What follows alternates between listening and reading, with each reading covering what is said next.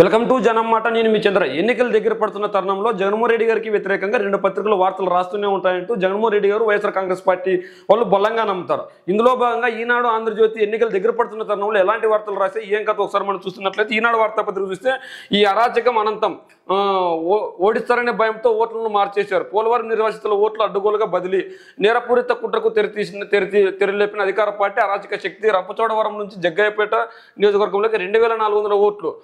పాత్రదారులుగా మారిన అధికారులు పరిహారం చెల్లించకుండా పునరావాసం కల్పించకుండా ఎలా మారుస్తారంటూ బాధితుల ప్రశ్న. రాజకీయ దురుద్దేశంతో ఇలా చేశారని ఈనాడు ఈటీవీ నిర్వాసితుల ఆవేదన. ఏదైతే ఈనాడు ఈటీవీ ఒక సర్వే చేసి ఒకటి నిర్వహించారు, ఏంటంటే ఈ అరాచకం ఏంటి అని చెప్పేసి వీళ్ళు చెప్తున్నారు. అయితే జగన్మోహన్ రెడ్డి గారు ఓట్లను మార్చినంత మాత్రాన వాళ్ళు ఇంకో చోటు ఉపయోగించుకుని ఇదే 2400 మంది అక్కడ కూడా ఓటు ఉపయోగించుకొని జగన్మోహన్ రెడ్డి గారికి వ్యతిరేకంగా ఓటేస్తారు. కానీ వీళ్ళన్న మీరు రాసినట్ల వార్త నిజమే అయితే అక్కడ కూడా అనుకూలంగా అయితే రాయారు కదా.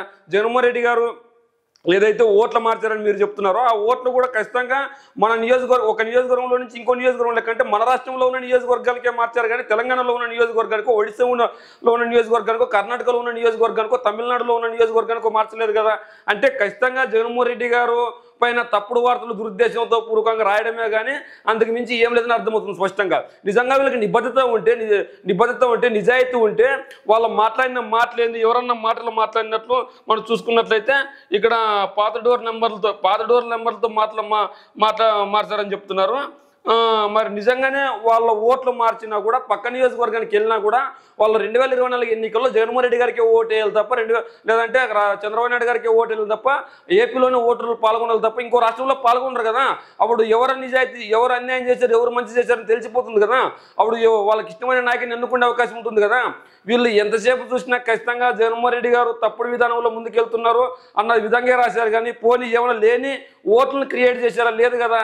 అంటే ఒక నియోజకవర్గంలో ఉన్న ఓట్లను ఇంకో నియోజకవర్గంలో మార్చారని వీళ్ళు చెప్తున్నారు. అదే నిజమైనా కూడా మళ్ళీ వాళ్ళైనా కూడా జగన్మోహన్ రెడ్డి గారికి లేదంటే టీడీపీకో, లేదంటే వైసీపీకో, లేదంటే ఏపీలోనే ఓటేయాలి కానీ పక్క రాష్ట్రానికి మార్చిన దాఖలాలు అయితే లేవు కదా. మరి ఎందుకు ఇలా వార్తలు రాస్తున్నారు వీళ్ళైతే? ఖచ్చితంగా జగన్మోహన్ రెడ్డి గారికి వ్యతిరేకంగా రాయడమే వీళ్ళ పైన అని చెప్పుకోవచ్చు. అంతరిక్షంలోకి భారత దూతల వీరే 140 కోట్ల మంది ఆంక్షలను మోసుకెళ్లారు.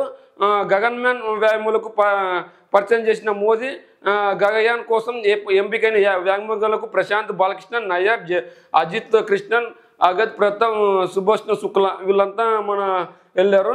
ఏదైతే కడప జైల్లో కోట్ల బేరం, మరి నిజంగా కోట్ల బేరం జరిగింటే ఆ రోజు నుంచి ఈ రోజు వరకు మాట్లాడకుండా ఆయన విజిట్ చేయడానికి ఎంతోమంది వెళ్తుంటారు. మరి ఎందుకు బయటకు వచ్చినాక ఇలాంటి నాటకాలు ఆడుతున్నారంటే ఖచ్చితంగా పులివెందుల్లో కావచ్చు, కడపలో కావచ్చు, లేదంటే రాష్ట్ర వ్యాప్తంగా కావచ్చు జగన్మోహన్ రెడ్డి గారికి బలం ఉంది, బలంగా ఉన్నారు. ఆ బలాన్ని ఎలాగైనా తగ్గించాలని ఇట్లాంటి లేనిపోయిన ఆరోపణలు చేస్తున్నారు తప్ప అంతకు మించి ఏం లేదు.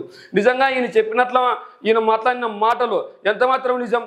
ఈయన ఎవరు మాట్లాడింది మాటలు అంటే దస్తగిరి పులివెందుల్లో జగన్పై పోటీ చేస్తానని ప్రకటన దస్తగిరి కోటి అప్రూవర్గా మార్చినట్లు చెప్పారని, కొట్టి అప్రూవర్గా మార్చినట్లు చెప్పాలని భార్య ఆపారు. నువ్వు చెప్పాల్సింది ఇక్కడ కాదు, జడ్జి గారికి చెప్పాలి. కొట్టినట్లు ఇట్లా అప్రూవర్గా మార్చమని చెప్పారని అడిగితే మీడియా ముందు చెప్తే మీడియా ఏమన్నా జడ్జిమెంట్ ఇచ్చి శిక్ష వేస్తుందా?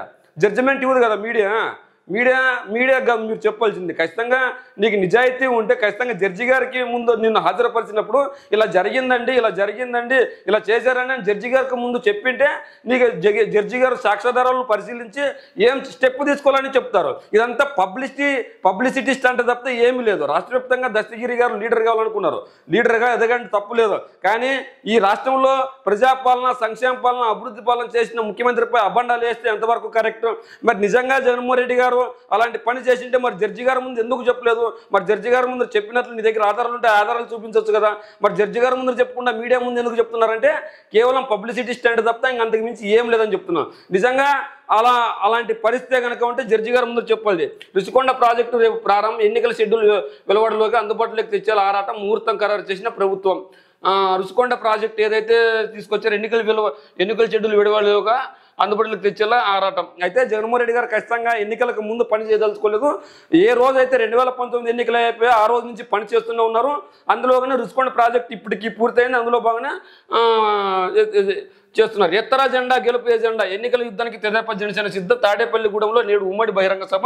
26 ఎకరాల ఏర్పాటు లక్షల్లో రానున్న కార్యకర్తలు అభిమానులు కలిసి కథన రంగంలోకి దూకేలా ఇరు పార్టీల శ్రేణులకు దిశానిర్దేశం.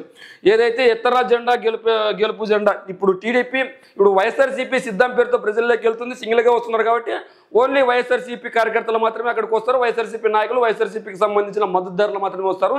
అయితే టీడీపీ జనసేన బలంగా ఉంది. వచ్చే ఎన్నికల్లో 110 నుంచి 150 సీట్లు గెలుస్తామని వీళ్ళు చెప్పుకుంటున్నారు. అయినప్పటికీ ఈ రోజు జగన్మోహన్ రెడ్డి గారు 1, 2, 3 సిద్ధం సభలు జరిపినా కూడా ఆ సిద్ధం విజువల్స్ ఆ సిద్ధం సంబంధించిన వీడియోలు ఇప్పటికీ ట్రెండ్ అవుతూనే ఉన్నాయి. ఎందుకంటే జగన్మోహన్ రెడ్డి గారు ఒక స్ట్రాటజీ పడ్డాడు. ఏ విధంగా ప్రజలు నా వైపే ఉన్నారని చెప్పి పెద్ద ఎత్తున ప్రజలు వస్తున్నారు. అంతేకాకుండా ఈ రోజు టీడీపీ జనసేన అధికార పార్టీ సినీ గ్లామర్ ఉన్న పార్టీలు రెండును, జనసేన కావచ్చు టీడీపీ కావచ్చు, రెండింటికి సినీ గ్లామర్ ఉంది. టీడీపీలో వచ్చి బాలకృష్ణ ఉన్నాడు, జనసేనలో వచ్చి పవన్ కళ్యాణ్ ఉన్నాడు, ఇద్దరు అగ్రనేతలు ఉన్నారు. అయినా కూడా జన సమీకరణ చేయడానికి కుయుక్తులు పడుతున్నారు. జనాలు రప్పించడం ఒక ఎత్తు అయితే జనాలు వచ్చిన తర్వాత రెస్పాన్స్ అవ్వడం మరో ఎత్తు. అయితే జగన్మోహన్ రెడ్డి గారికి వచ్చిన జనాలను చూస్తే ఎలా రెస్పాండ్ అవుతున్నారు, సీఎం అంటూ ఎలా కేకలేస్తున్నారు, చంద్రబాబు నాయుడు సభలకు వచ్చిన వాళ్ళు ఎలా రియాక్ట్ అవుతున్నారు అంటే ఖచ్చితంగా జగన్మోహన్ రెడ్డి గారికి పెద్ద ఎత్తున ఆదరణ ఉంది. జగన్మోహన్ రెడ్డి గారు సంక్షేమ పాలన, ప్రజాపాలన, అభివృద్ధి పాలన చేశారు కాబట్టి ప్రజలు మళ్ళీ ఒకసారి సీఎంగా ఎన్నుకోవడానికి మీరు జగన్మోహన్ రెడ్డి గారు సిద్ధమా అంటే మేము కూడా సిద్ధం మిమ్మల్ని గెలిపించడానికి అని వైఎస్ఆర్సీపీ నిర్వహించిన సభలు చెప్తున్నారు. అదేవిధంగా టీడీపీ జనసేన సభల్లో మాత్రం నిరుత్సాహంగా ఉన్నారు. ఎందుకంటే గెలుస్తామని నాయకులకే నమ్మకం లేక వాళ్ళ అయోమయంలో ఉన్నారు. కానీ వైఎస్ఆర్సీపీ కార్యకర్తల్లో మాత్రం మేము మళ్ళీ ఒకసారి గెలిచి తీరుతాం, 170 నియోజకవర్గాలు కొట్టి తీరుతామన్న విధంగా ఉంది. ఇంకొకటి టీడీపీ జనసేన జెండా పేరుతో సభలు నిర్వహిస్తున్నప్పటికీ అక్కడ నాయకత్వం లోపించింది.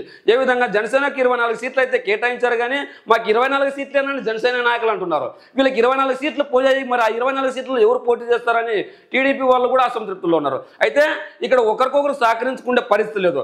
దీనికి తోడు వైఎస్ఆర్సీపీలో ఎవరికైతే టికెట్లు రాలేదు వాళ్ళని కూడా టీడీపీలో చేర్చుకోవడం జరిగింది. వాళ్ళని టికెట్లు ఇస్తే అక్కడ స్థానికంగా పనిచేసిన నాయకులకు నిరాశ చెందడంతో వాళ్ళు కూడా అసంతృప్తిగా ఉన్నారు. ఖచ్చితంగా టీడీపీని ఓడిస్తామని జనసేన నాయకులు, టీడీపీ నాయకులు ఈరోజు చెప్తున్నారు. వైఎస్ఆర్సీపీ నాయకుల కంటే వాళ్ళే బలంగా చెప్తున్నారు. మరి ఏదేమైనప్పటికీ టీడీపీ సభలు సక్సెస్ అయ్యాయి, జనసేన సభలు సక్సెస్ అయ్యాయంటే ఖచ్చితంగా వైసీపీ ఈ సభలు సక్సెస్ అయ్యని చెప్పుకోవచ్చు. వాలంటీర్లతో దున్నేద్దాం, ప్రతి బూత్లో 60% ఓట్లు మనకి గృహసాదులతో కలిసి ఇంటింటికి తిరిగి వైకాపాకే ఓటేసేలా ఒప్పించాలి. సీఎం జగన్ ఆధ్వర్యంలో నిర్వహించిన వైకాపా బూత్ కమిటీల శిక్షణ తీరు. అయితే ఇక్కడ వైసీపీ బూత్ కమిటీలతో జగన్మోహన్ రెడ్డి గారి అధ్యక్షతన ఒక నిర్వహించారు. అక్కడ ఖచ్చితంగా వైఎస్ఆర్ కాంగ్రెస్ పార్టీని ఏ నాయకుడైనా తమ పార్టీని గెలిపించుకోవాలని కోరుతాడు, కానీ టీడీపీని గెలిపించాలని లేదంటే జనసేనని గెలిపించాలని కోరుతాడా? తన సొంత పార్టీని గెలిపించమని తన సొంత కార్యకర్తలకి, సొంత లీడర్లకు చెప్పాడు జగన్మోహన్ రెడ్డి గారు. దాన్ని కూడా ఏదో భూతత్వంలో పెట్టి గెలిపించుకొని 60% ఓట్లు అడుగుతారండి. 60% ఓట్లు ఎందుకు అడగరు? ఖచ్చితంగా సంక్షేమ పాలన, అభివృద్ధి పాలన, ప్రజాపాలన చేశాడు కాబట్టి అడుగుతాడు. ఒక అమ్మఒడి ఇచ్చాడు, ఒక జగనన్న విద్యా దీవెన ఇచ్చాడు, ఆసరా ఇచ్చాడు, కాపు నేస్తం ఇచ్చాడు, వాహనమిత్ర ఇచ్చాడు, ఇలా ప్రతి ఒక్కటి ఇచ్చాడు. చెప్పిన మాట ప్రతి ఒక్కటి ఇచ్చాడు. దానికి తోడు నాడు నేడు ఇచ్చారు, మెడికల్ కాలేజీలు తీసుకొని వచ్చారు, ఫ్యాక్టరీలు తీసుకొని వచ్చారు, కంపెనీలు తీసుకొని వచ్చారు, నీళ్లు తీసుకొని వచ్చారు, నిధులు ఇచ్చారు, నియామకాలు ఇచ్చారు. ఇట్లా పెద్ద ఎత్తున అన్ని చేశారు కాబట్టి జగన్మోహన్ రెడ్డి గారు ఖచ్చితంగా 60% ఓట్లు ఏపీచేలా నాయకులకి దిశానిర్దేశం చేశారు. దాంట్లో తప్పేముంది? ఆ కిట్టకేలకు జగన్మోహన్ రెడ్డి గారికి 60% ఓట్లు పడితే టీడీపీ జనసేనకి డిపాజిట్లు వచ్చే పరిస్థితి లేదు. పరిస్థితి ఇంకేముంది? జగన్మోహన్ రెడ్డి గారు మళ్ళీ ఒకసారి గెలవబోతున్నారని వీళ్ళు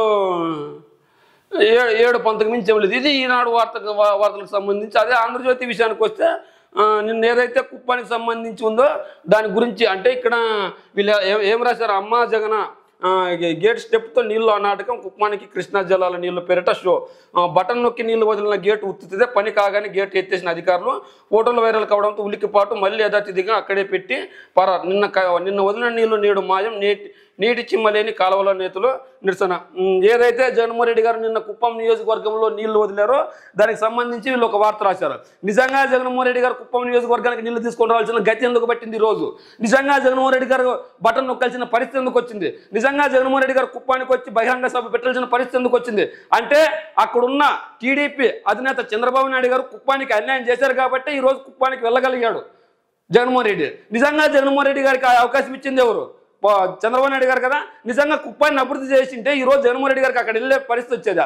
నిజంగా జగన్మోహన్ రెడ్డి గారు అక్కడ బటన్ నొక్కే పరిస్థితి వచ్చేదా? అంటే అక్కడ నీళ్ళు ఇవ్వాలన్నా, నియామకాలు ఇచ్చాలన్నా, ఈదలు ఇచ్చాలన్నా, మున్సిపాలిటీ చేయాలన్నా, ఆ కుప్పానికి తాగునీరు కావచ్చు, సాగునీరు కావచ్చు, ప్రతి ఒక్కటి ఇవ్వాలంటే ఈరోజు వైఎస్ఆర్ కాంగ్రెస్ పార్టీ అధినేత జగన్మోహన్ రెడ్డి గారికి మాత్రమే చెందుతుంది. మరి టీడీపీ అధినేత చంద్రబాబు నాయుడు గారు 14.5 సంవత్సరాల ముఖ్యమంత్రిగా 14 సంవత్సరాల ప్రతిపక్ష నేతగా పనిచేశాడని చెప్పుకుంటున్నారు.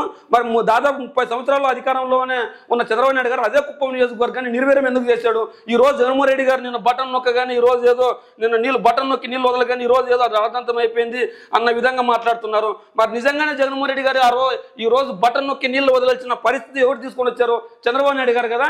చంద్రబాబు నాయుడు గారు ఆ రోజు నీళ్ళు ఇచ్చింటే కుప్పం ప్రజలకు ఈ రోజు జగన్మోహన్ రెడ్డి గారికి వెళ్ళాల్సిన పరిస్థితి ఎందుకు వచ్చింది? మరి అదే పులివెందులను చూసుకుంటే ఈ రోజు పులివెందులు ఎలా ఉంది?